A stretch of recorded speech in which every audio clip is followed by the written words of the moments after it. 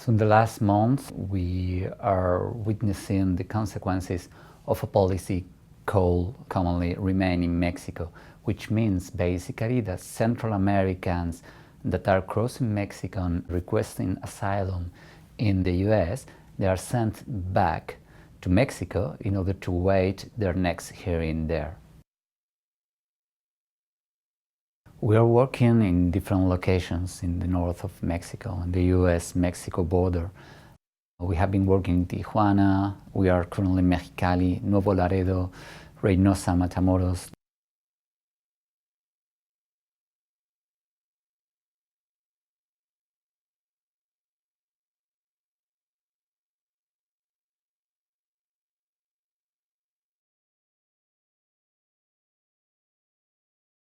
They're not safe even for Mexicans. They're controlled by criminal gangs, and migrants there are just targeted.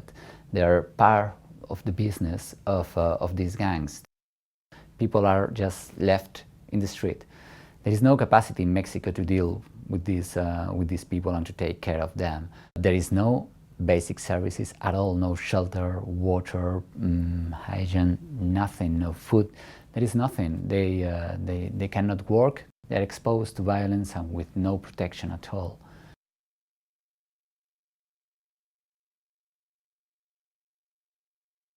So what we see is that the consequence of this policy is that people, vulnerable people that are fleeing already violence, are put in more danger and are pushed to take more risks.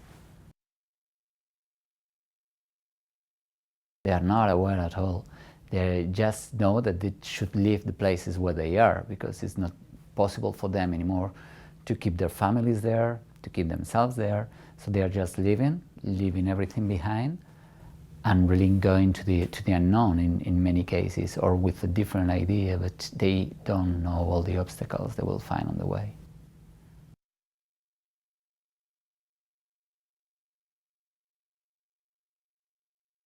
We show them a map, and it's incredible.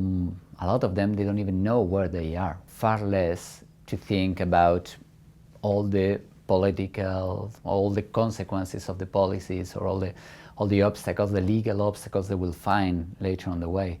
They don't know all the dangers and all the violence they will be exposed along the road. And I'm pretty sure what they cannot imagine when they are living is that once they will be in US soil, the US government will send them back again and will expose them again to that violence. I'm pretty sure they don't imagine that. And probably is that they don't expect to be treated like that in the US. From this violence, we see a lot of mental health problems, that's clear. We even have a center in Mexico City to treat extreme cases of torture or ill treatment. Violence is provoking a lot of mental health issues in people. So we have psychiatrists, we have psychologists, we have medical doctors. We are providing a comprehensive health approach to these people, but we are also working in the social part, and we are also helping them to shift their lives. We have some successful cases where they are recognized in their vulnerability and they're having asylum in Canada. Mental health is the main health issue as a consequence of the violence, but what we see too is a lot of sexual violence cases. For us, this is a direct consequence of the government policies exposing people to more violence. And what we are witnessing and what we are treating is the consequence of that violence.